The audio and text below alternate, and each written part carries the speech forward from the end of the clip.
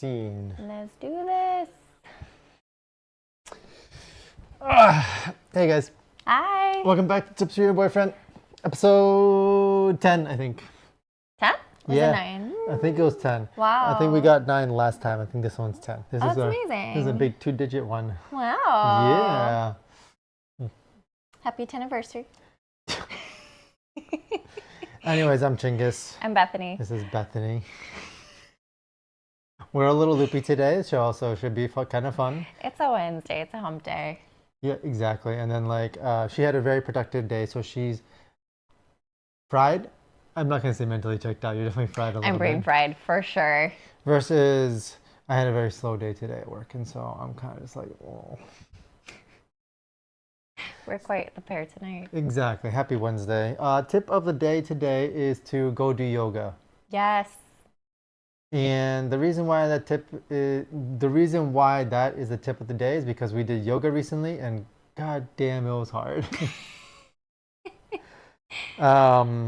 We do yoga through HealthWorks.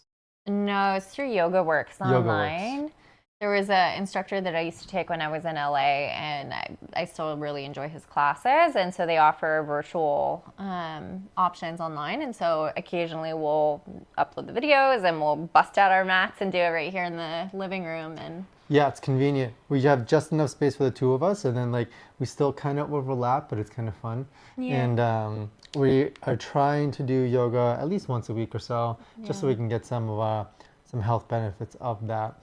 I think the last one we did was a little too intense. It was like 90% core work, which he goes heavy on the core anyways, but this was even more so. So I almost never get sore in my core just because I have a very strong core from years and years of Pilates and whatnot. And so I was actually sore. Like whenever we laugh, I feel my core. Yeah. And then there was parts of it where we're supposed to do a headstand or something like that, which I'm not about. I can't do that. Headstand toe touches, where you're literally in a tripod, your head is on the floor and your legs are up and you're going all the way down to tap the floor with your toes, and then you bring them all the way back up. And I was like, I'm not doing this. Which is supposed to be just like a balance exercise, right? It's supposed to be mostly core. It is. And it's not supposed to be too difficult once you get the balance down. Once you get the balance down, it's not bad. Yeah. I would say average Joe jumping in a tripod probably isn't the best idea if you've never done it before, but it's something doable for sure. Yeah, that's kind of fun. Let's see. How long have you... What's up? No, go ahead. I think the reason why we wanted to talk about yoga today is because after we do yoga, we're sore the next day, but it's a very different type of sore compared to doing cardio, compared to doing any sort of strength training. And I think the type of sore that you feel is actually going to be really good for your body, really good for your joints, and really good for your range of motion. And so there's just so many damn benefits to doing yoga, and I feel like not enough people do it. Yeah, I agree 100%. I really appreciate, a lot of times when people think about yoga, they think about flexibility or mobility. They think about getting super stretchy, super flexy.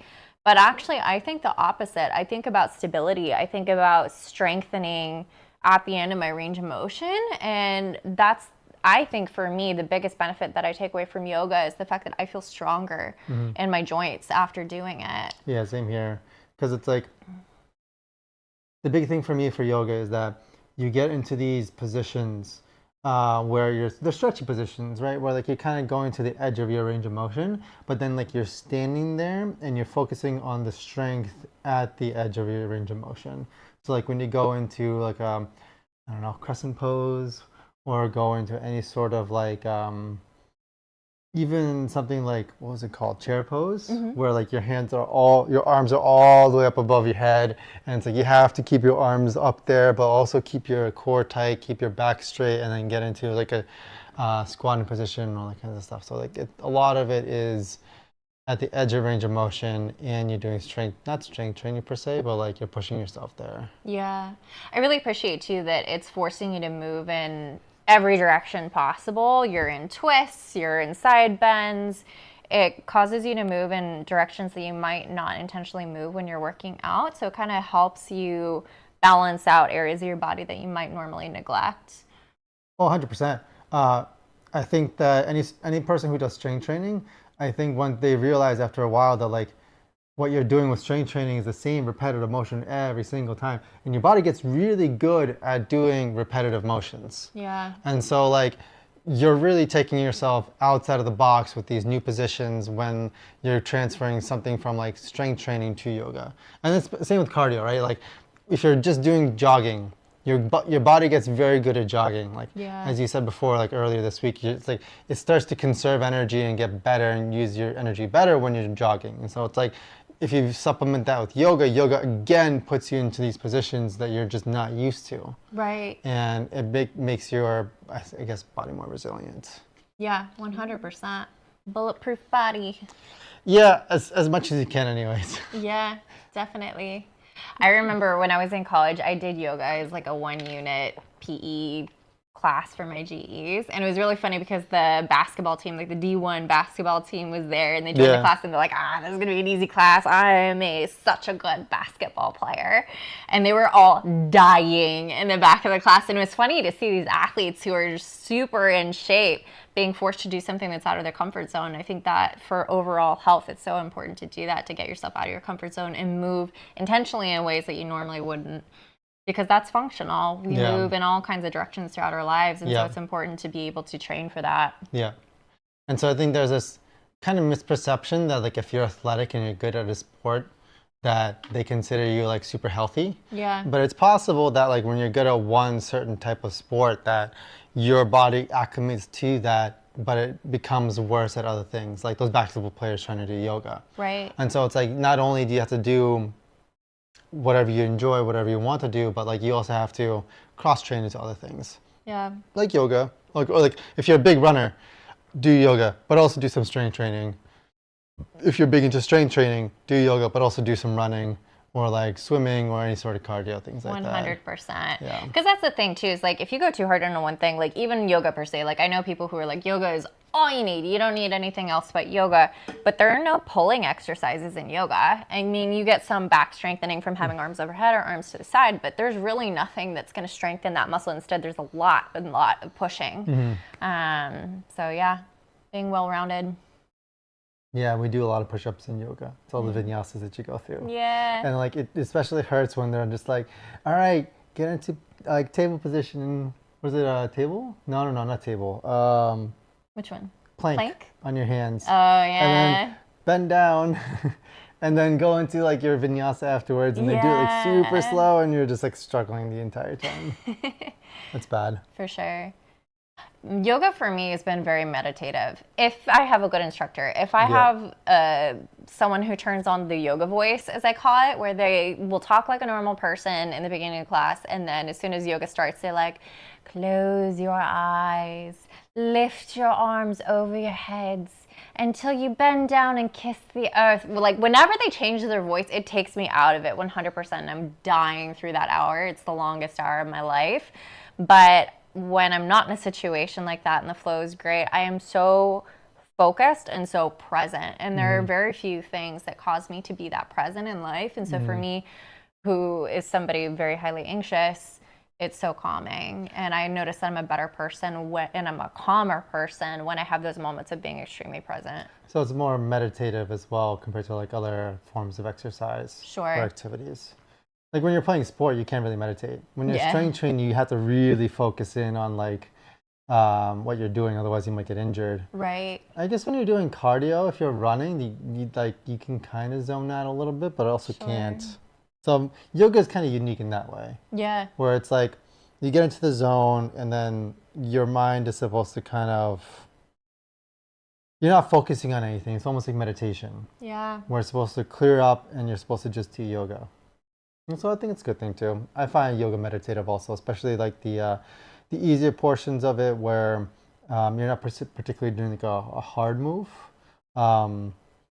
Anything kind of like towards the end of a yoga session where they're cooling you off, it's much easier to just kind of get into a meditative state. Yeah. Compared to like really struggling through some of these flows. Yeah.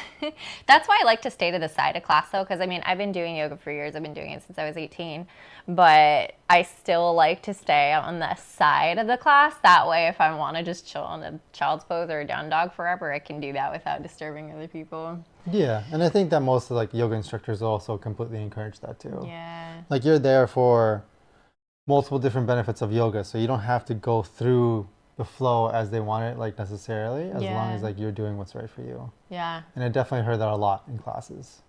Like a lot of yoga teachers say that. Right. And I think it's a good thing too. 100%.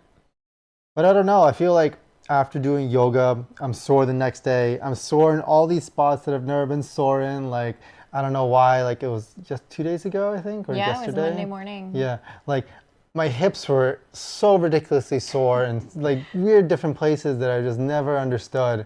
I've never like trained before. And it was like something to do with those poses that we did on Sunday that really trigger like the soreness there. And I think it's a good thing because it like strengthens after everything there after the soreness goes away. Yeah. I don't even know what it was. It was like all like the core positions. We're like on our sides, we're like in the core position, we're doing a lot of like planking, but then like bring our knees into our chest and all that kind of stuff. And like I don't usually do that when I do like training or anything like that. Right. So it was really good for me. I don't know what else you want to say. Like there's a shit ton of stuff that's like good about yoga. I think a lot of guys will just be like, yoga's for girls, I'm not going to do it. We'll be surprised that when they go do yoga, they're going to suck at it, which will be even a harder hit to their ego. Just to interject on that one though, I find it so unsexy when a guy cannot move. When he just works out so much that he's just like this tight, buff, can't even, it's not sexy. Like that does not translate to being attractive. So being able to move and move fluidly and not awkwardly is always a bonus. And then also it's a good way to meet girls. So why not? All right, scratch that. 2 things. Number 1, agreed. When somebody's like muscle bound, it's not great. Where they're like they train their chest so much that like their shoulders are like permanently stuck forward and they can't move or do anything like that. That's like super dumb. Like I don't get that. But in their defense also, if somebody is training that much, I don't think they're doing it for attention or anything like that. I think they're doing it specifically for a competition or for Instagram per se or something like that. Yes and no, because you'll still see those bros who are training for nothing that'll just stand there doing bicep curls or bench press all day, and they'll neglect their legs, they'll neglect everything else, and they'll just be buff for buff's sake, and it's sad. Yeah. I mean, some people are into that, but I prefer... What was the second point that you made? There was like a second point you made that I disagreed with actually. Ooh, meeting girls. Yeah, meeting girls. You're not going to meet girls at yoga. I guess it depends on what city you're in. But like around the Boston area and the East Coast, you're not going to meet girls at yoga. I was going to say in LA, lots of guys would go to yoga classes, I think specifically for girls, and they would make friends with girls. I would go on dates with guys doing yoga. So yeah, I'm sure it does depend on what city you're in. I would just say... Don't be creepy. Do not be creepy. Don't just like... saddle up to a girl in yoga and be like, hey. But I would, okay, yeah. So what I would recommend, I guess, on that side, my advice on this one is that don't treat yoga as a means to an end to women. Yeah. You know what I mean? Don't do yoga, end up dating a girl from yoga, and then quit yoga. Yeah. That's so dumb. 100%. I will say that, like, if you get into yoga and you can put it into, like, make it a regular habit, maybe like once a week or something like that, and you become a regular there, then yes, you can like chat up the regulars there as well. Right. Again, it's another weird situation. Like, say you date somebody who's you're regular there and they're regular there, and you date somebody and it ends up poorly. Like, one of you is gonna have to stop going to that class. That's true. So I don't know about that one. But yeah, guys should do yoga. It's good. It's sexy. Benefits. Yay. Yeah. What else? Also core strength. Yoga's a lot of core. Yoga is a lot of core. I think the class we took, he was talking about how all movement is from the core. Yeah. Which I can kind of understand because, well, I don't know. Like, there's a grain of truth to it. And the way I interpret it was that, like, every movement that you do, is like if I'm moving my arm right now, right? My arm is connected to my torso, which is considered my core. And so in order for me to move my arm, the muscles that are attached to my core in order to be able to move it. So like you can kind of think of that interaction for like all your limbs, your legs, and everything like that. And so all your movement does kind of come from your core. That's one way to look at it. The other way to look at it, and I just thought of this, was that I kind of disagree with the instructor on Sunday as well, where movement comes from your connection with the earth. Yeah. And so it's like, yes, your core moves a lot of different things, but in order for you to move your core, you need to have a connection with the earth. Yeah. And so it's like kind of like two sides of the same coin, I would say. I agree with that. Yoga's a lot about duality, though, similar to your point in a way, where you ground down, but you're also lengthening. And so there's a lot of that kind of dynamic. Yeah. I don't know. What else do you want to say about yoga? I think we explored it pretty well. Did we? I don't know. Check a yoga class out. Do something easy. Different kinds of yoga. Yeah. So hatha yoga is generally where you're holding the poses a little bit longer. So I actually really like hatha yoga and kind of prefer it just because it gives you a chance to actually engage the muscles that you want to be engaging instead of just like blowing through it. Because vinyasa yoga is where you're just constantly moving through a flow, which I enjoy, and sometimes it feels really good to move that way, but sometimes I find that instructors don't give you enough time to actually like sit in a pose and feel the benefits of it, or know actually what muscles you should be engaging or where you should feel the stretch.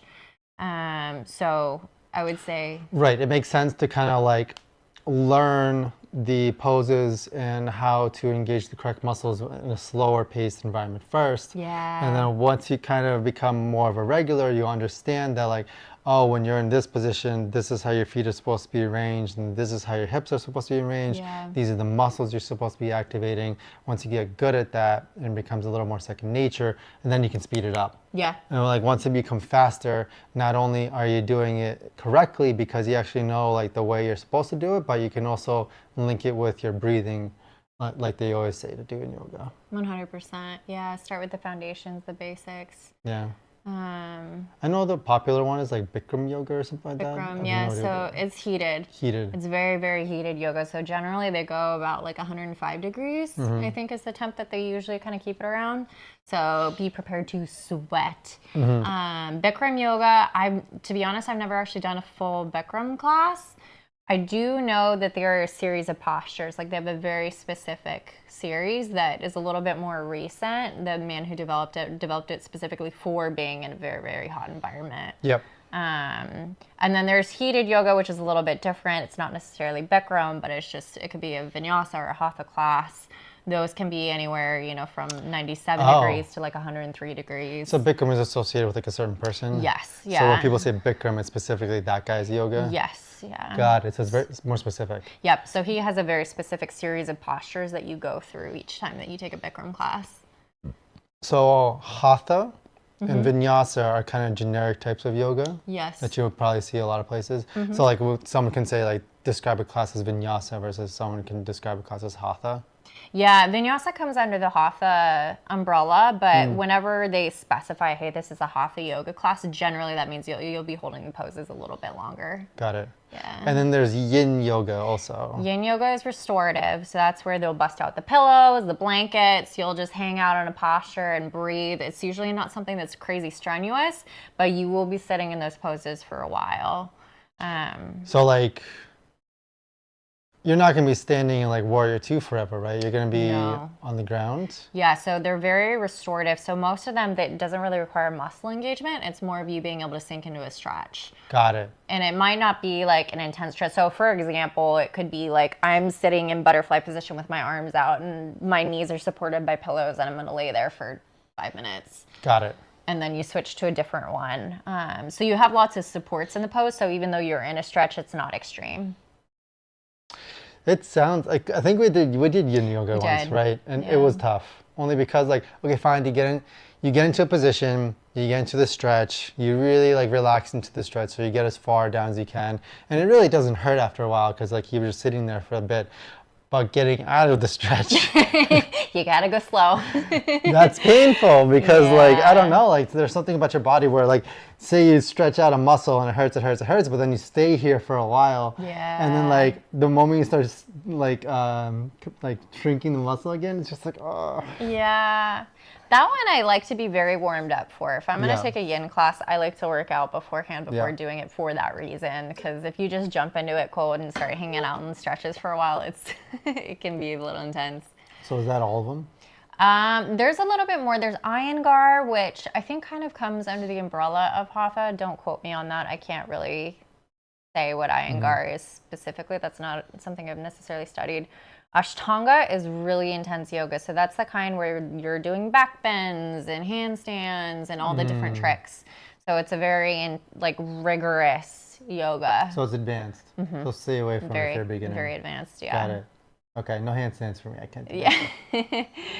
Yeah, those are definitely the ones where you're doing a lot of like arm balances and back bends. Okay. And then there's Yoga Nidra, which is technically yoga, but Yoga Nidra is more breath work. So it's very intentional breathing, kind of moving through different parts of your body. And so yeah, there's a lot to learn about yoga and a lot of different types of yogas that you can do. Yeah. Those are the main ones I would say. Okay, I didn't know that. That's crazy. I feel like some people would want to avoid yoga though, right? Obviously injuries, don't do yoga.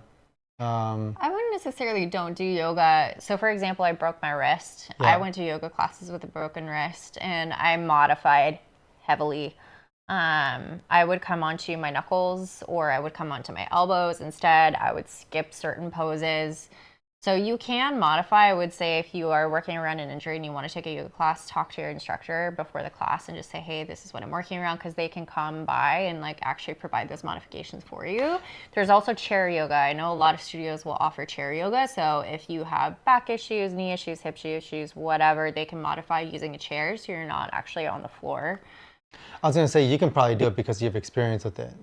You've taught yoga before, so you know how to modify things and how to do it the right way, right? That's true. But like if someone who's never done yoga before and has like some weird injury or something like that, you probably want to take care of the injury first. Correct. Rather than like going to yoga and start trying to like work around it in your own way. Yeah, that's true.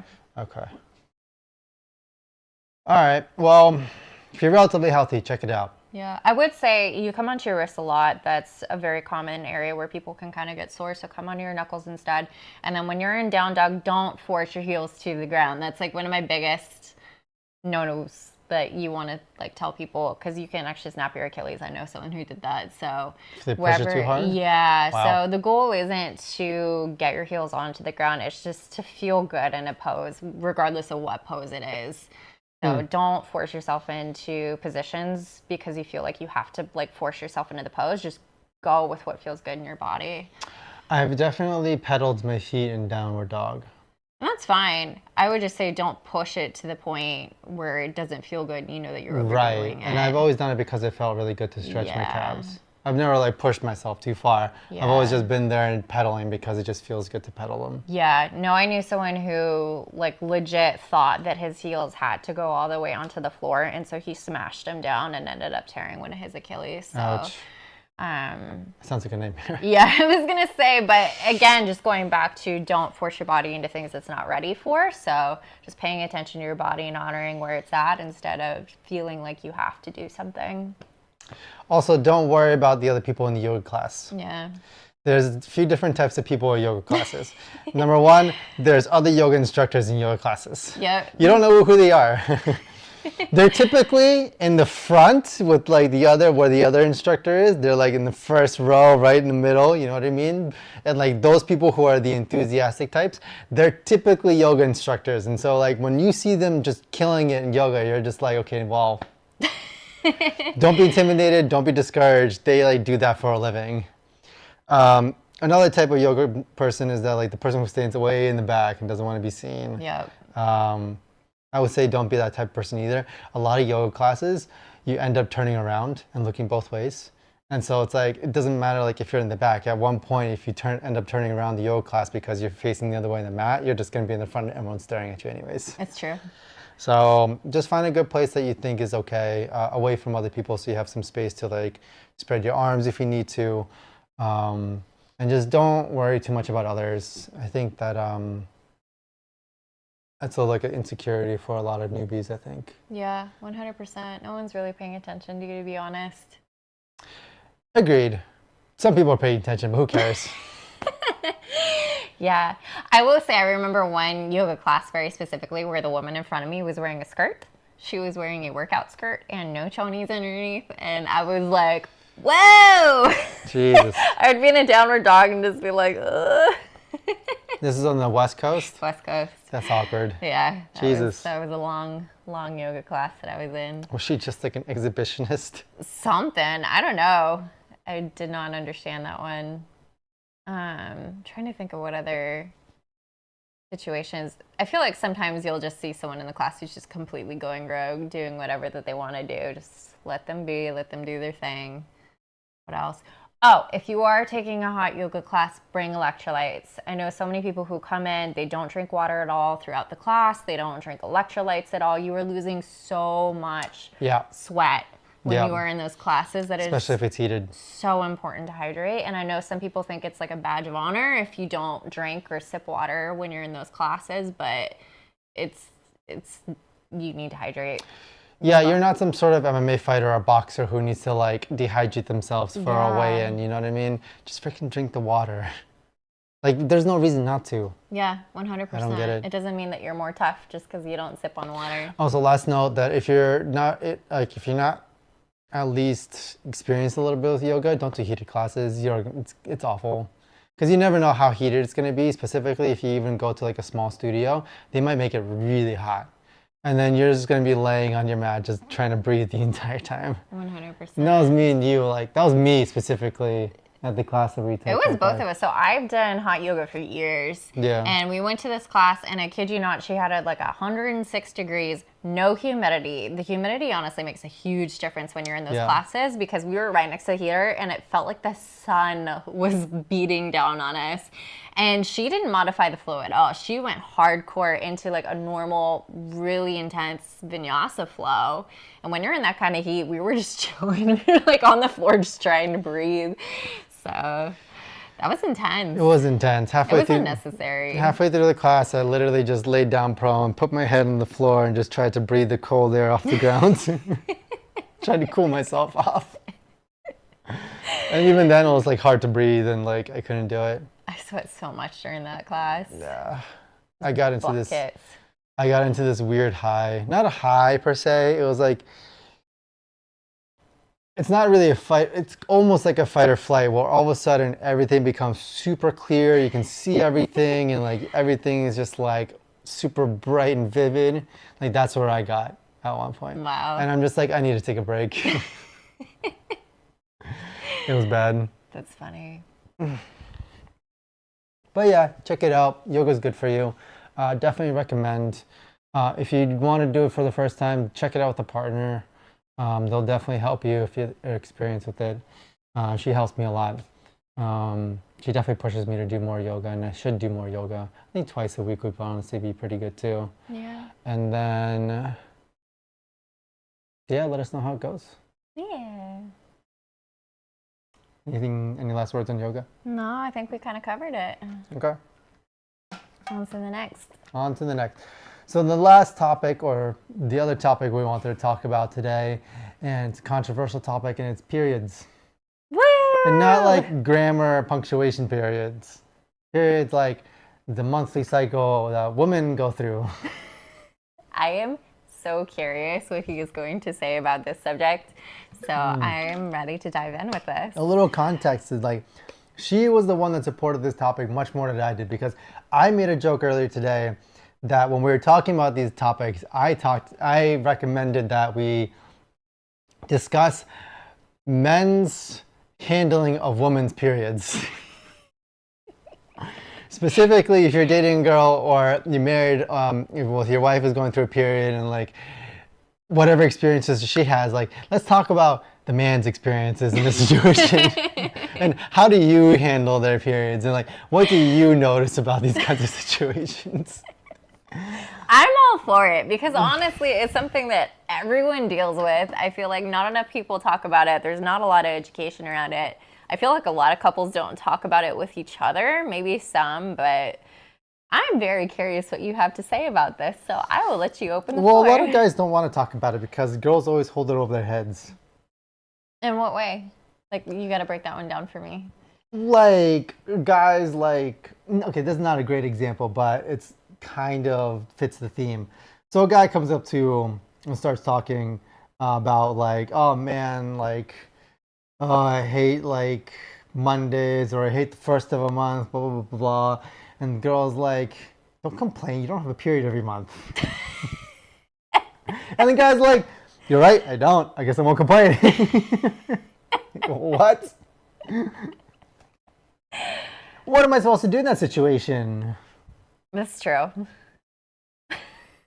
And the girl wins, and you're like, okay, well, I'm gonna let that one go because yes, girls have a period every single month where they bleed and they have issues and they're in pain, and sometimes you curl up on the couch with your cramps, and I have to get you cut lattes and like heat pads and all that kinds of stuff, and I'm just like sitting over there and being like, I don't know what to do.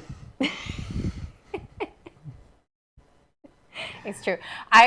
Just side note, I really appreciate the way that you handle when I'm on it. He is so good to me. I can have some really bad ones where I'm throwing up and the whole thing, and he will bring my heating pad, and he will bring me a pillow on the floor of the bathroom so I can cuddle up on the floor of the bathroom with a blanket and hold my hair while I'm throwing up, and I appreciate that. He's even bought tampons for me before. You've taken one for the team doing that. Yeah, I mean, that's not that bad also. The whole bathroom thing just reminds me of like when your friends really hung over the day after drinking, or like the night of, where like they're just sitting around the toilet, hugging it and just puking into it, and you're like, buddy, like, here's a towel, here's some water, and here's like a pillow in case you need to like lay down. It's like I've been there, right? Like you feel ridiculously nauseous. You don't want to be sitting in the toilet next to the bath, like sitting in the bathroom next to the toilet because like, but you need to, because you never know, like you might be more nauseous and you might need to puke, and you don't want to go onto your couch in a more comfortable zone because like it's comfy next to the toilet, knowing that like you can just go in there if you need to go in there. And so it's like you just make it a little more comfy, you know what I mean? Like get some water, rinse out your mouth every now and then, like pillow, towel for your knees, maybe a little bit, you know, like lay there for a bit. So, moral of the story, girls in their periods and they're puking are like your drunk friends. Kind of accurate though. No, I mean, and like in that situation, like if you're nauseous, if you're nauseous, I need to do something to make you feel a little better, and like I'm not sure what to do. Yeah. And so it's like I try to put myself in the shoes of like what would I want somebody to do for me if I was hugging the toilet puking, and like I just do like the first couple basic things that come to mind. Nice. I appreciate it. Yeah. It works. Mm. And then like when she's in pain, cramped on the couch, it's like, okay, well, if I was there with ridiculous stomach pain, like what would I want? Things like that. I don't know. That's how I handle it. But those are like physical symptoms, and like those are relatively easy to deal with, I feel like, because like you can't alleviate it for them, and so they kind of have to just pass through it, and it just takes a little bit of time. You know what I mean? Just like go in, check up every now and then they'll eventually get better. What can you do? They're suffering. It's okay, and that's it. I don't know how to describe it. It's like You're good. it's once a month, and they go through it. You go through it. All girls go through it, and it is what it is. Tell me more. I feel like the opposite of it is like the man. I'm going to get hot water for this. Hormonal fluctuations that lead to emotional fluctuations.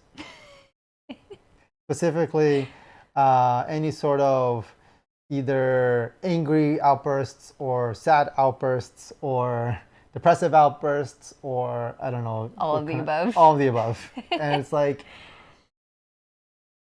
you can kind of find a pattern over time where like, man, it's gonna give me hot water. I guess I can speak from my experience with you, where like you get very sad and insecure. Not sad.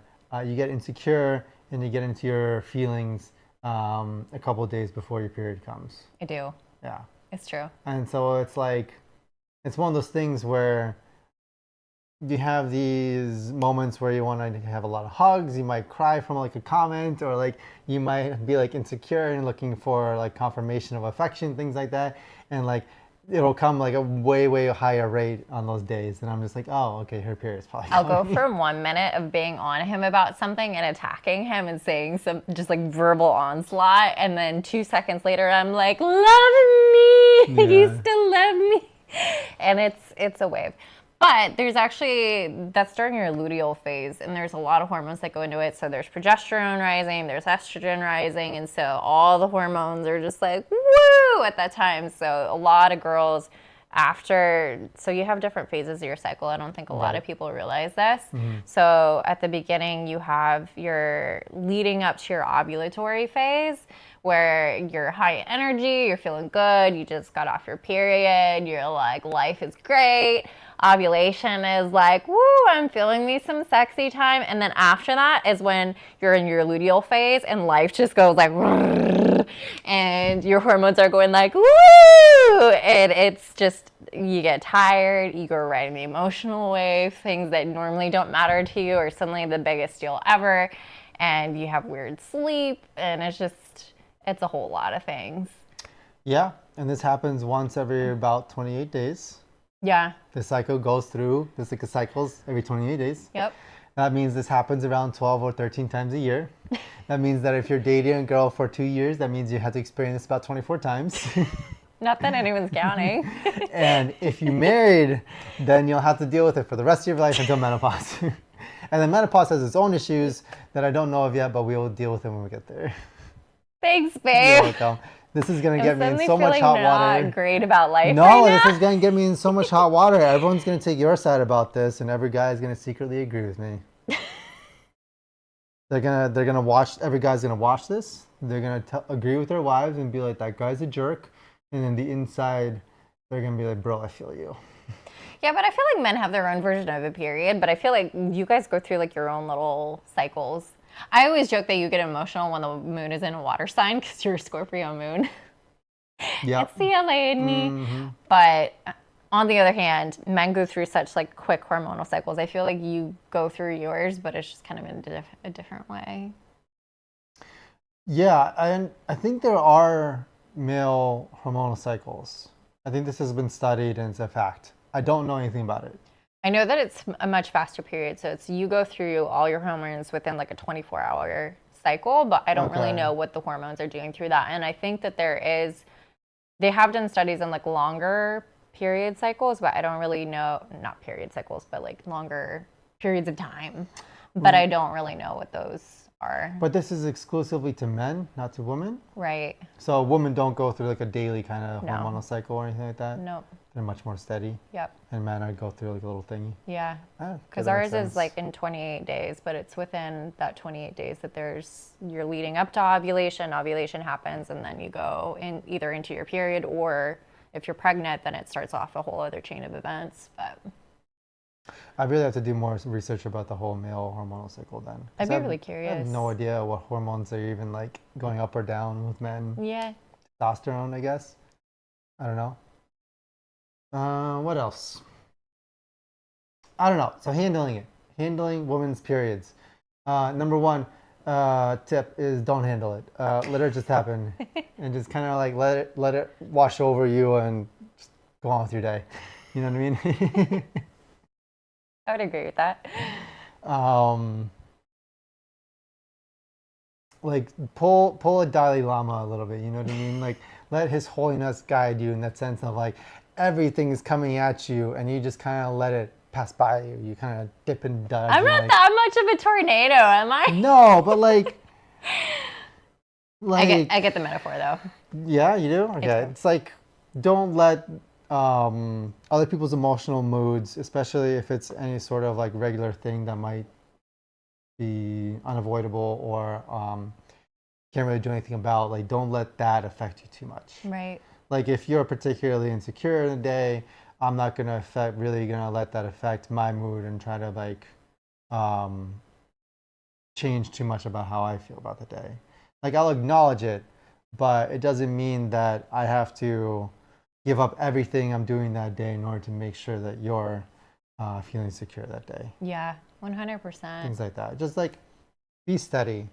You know what I mean? I think a lot of people, when people have mood swings or like when people um, are changing their energy, they like move together. But like you don't have to consistently do that. You know what I mean? Like one person can just be steady. You know what I mean? And the other person can move like this, and it's not a bad thing. Yeah. One thing I really loved that you told me last week is I was definitely having one of those spazzy moments where I was 1 second attacking him for something and the next minute being like, love me.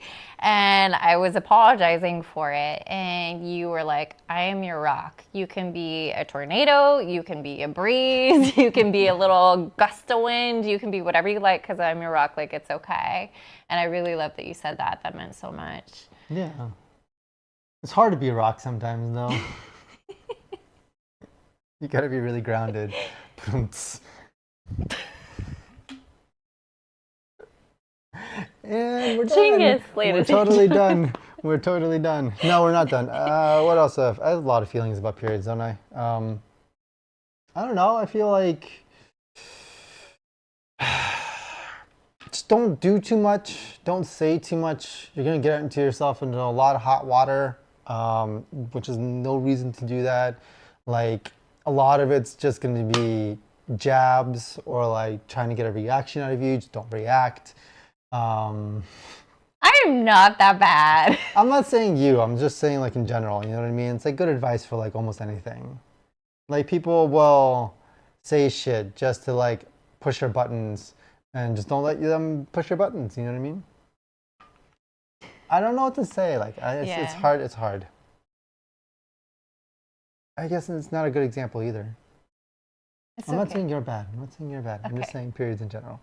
They're not weird. It's normal. Like you're a man. You're gonna be with a woman, and she's gonna have a period. It is what it is. Like I feel like girls get introduced to periods like when they're much younger, out of necessity. Guys just kind of avoid it for their entire lives until they get like a serious girlfriend or get married, and then like they all of a sudden just like get introduced to it and they're weirded out by it. Yeah. And some men are like completely kept ignorant until they have daughters and their daughters are going through it, and then they just start thinking about it, and it's just like it's not that big of a deal. It's just like I don't know, like yeah. That's why I think it's important, ladies, to kind of like communicate with your man what you're going through, because I'll openly kind of talk about where I'm at in my phase, and I think that kind of helps cue you in when I am acting a little crazy a little bit. Not that it's excusing my reactions and my emotional state, but at the same time it gives him a little bit of context for what I'm going through on my end. And so I think that's important too, to just kind of have that open line of communication where I can freely talk to you about what my body is physically going through. Not like TMI, like he doesn't need to know everything. He doesn't need to know everything. I remember there was a TikTok video where a husband was tracking his wife's cycle. I would never let you do that for me. That's weird. But on occasion, I update you, hey, feeling this way today, or hey, started my cycle today. Hey, I'm feeling kind of nauseous. Hey, I'm feeling kind of crazy. Whatever. That way, you know where I'm at. And we're on the same page. Yeah, I agree. And I appreciate that too. And it just gives me like a little signal that like she's thinking about me and my state as well. So it's nice. I agree with that. I just had a funny thought, which is kind of not neither here nor there. It's like, I guess it's a sports analogy. Not really a good one. Like if we play in the MLB in Major League Baseball or something like that, and like you're going to the mound and the pitcher's throwing 100-mile-per-hour fastballs, right? And like that's what you're getting used to. If you all of a sudden go and play like in a minor league or something like that, and like or like playing like a pickup game, and like guys just pitching 40 miles an hour like tops or something like that, it's like it's easy. You don't stress about it. But like you have to build up to like the 100-mile-per-hour first, and then when you cut back, every 40-mile-per-hour pitch is just like who cares? Someone else might be freaked out about 40-mile-per-hour, like a 40, but like you're not because you've seen 100. So like 40 is just not even like there or anything like that. Again, neither here nor I there. would say, were you connecting that one too? I'm not recommending that guys experience hundreds in order to get used to 40s, but I'm just saying, like, if you're dealing with 40s, just recognize that they're 40s and that it's not that big of a deal. That's all. Got it. Yeah. Okay. That was a bad analogy. I don't know. No, you're good. All right. Any last thoughts on periods? I feel like I've already got myself in hot water, so I should probably keep my thoughts to myself. Hey, we're keeping it real on this show, so. About periods? Yeah. Yeah, they're gross. They are. Sometimes you get blood over the toilet, and I'm just like, yeah, I have to wash this off. You're welcome. And we're done. Well, no. So really quick. I just had a thought also while you were talking. Sorry about that. Okay. I just had a thought also. Like, I know that we usually structure as like tip of the day, then we go into our first topic and we go to the second topic. I was thinking also like we can have like a closing topic where we just kind of discuss anything that we might have in our mind that day or that week. Yeah. Like something like how we're feeling, or like what we might have read. Do I have mascara falling off everywhere? No, you're good. I'm not smudgy? No, you're not. You're Okay. good. Sorry. Yeah. You started crying a little bit there. I saw that, but like. Because I was laughing. But yeah, I love that. I mean, it's completely open. Doesn't have to have any thoughts or anything like that. And like, it only came to mind because I did want to bring up something, but I don't remember what I wanted to bring up at this point. Oh no. Yeah. Let me try to think. I really love this conversation. I think it was fun. I think it's good. I think it's good for us to just real talk about things. And I love connecting with yoga with you. That's honestly one of my favorite things to do with you is to take a yoga class together. I think doing something physical together is a like really great way to bond. Yeah. I do like doing couples yoga also.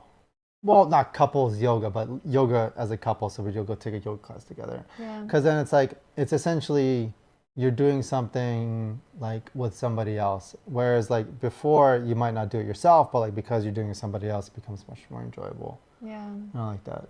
Just like we go snowboarding together, you know? Right. Like it makes it better. It makes it more enjoyable that we're snowboarding together. Yeah. Shit, what was I going to say? I was going to say, I like talking about not risky topics, but a little bit out there topics that are a little more controversial, like periods, essentially. Yeah. I don't know what else we call it. Is there another word for periods? Yeah. No, I agree. And then like, sorry, really quick. I feel like when we talk about these things, I can let off some steam and get things off my chest and put it out there, and then like, it feels good to kind of confess almost. I can see that. And also too, I think there's so much taboo around something that's happens to every woman. It's a very natural thing. It's been going on since the beginning of time, and I'd like to have that not be as taboo. And also too, I think anything that's like a common experience that a lot of people go through, I hate whenever there's shame around a topic and people feel like they can't talk about it. So I love that it's something that we can kind of air out, so to speak. Agreed. And we definitely should talk about it, and most people should talk about it. And then this reminds me of a book called Everybody Poops. Like, don't get me wrong, there's like quote unquote shame about periods or whatever, and like you're supposed to hide it and all that, but like everybody hides that they poop also. Yeah. No shame in it, everybody poops. Yeah. Nobody talks about it. Except for you and I. Another talk for another day. Another talk for another day, yeah. But like, I'm just saying, Yeah. talk about it. It's not a big deal. Maybe not in polite company when you want to be talking about other things, but like things like this with like family, fine. Yeah. 100%. 100%. Yeah. Any last thoughts? All right. So we'll announce or we'll post a tip, and then we'll talk about when we're gonna do our show next. Yeah, absolutely. Okay. And then I don't know. Check us out on Twitter, Instagram, and TikTok. Yeah. I am at the Calliston on Twitter, and then our Our Instagram and our TikTok is at Tips from Your Boyfriend. Both of them are, right? Both of them. Okay. Yeah. And then it's just easy because you just go there and do that, type that in. Tips from your boyfriend, all one word, no spaces. Right. Cool. Yeah. So we'll start posting clips from our show, and then we'll also start kind of posting things about our days and things that we find interesting and tips and all the things. Yeah, and we'll try to put tips out there that are actually kind of like interesting and useful.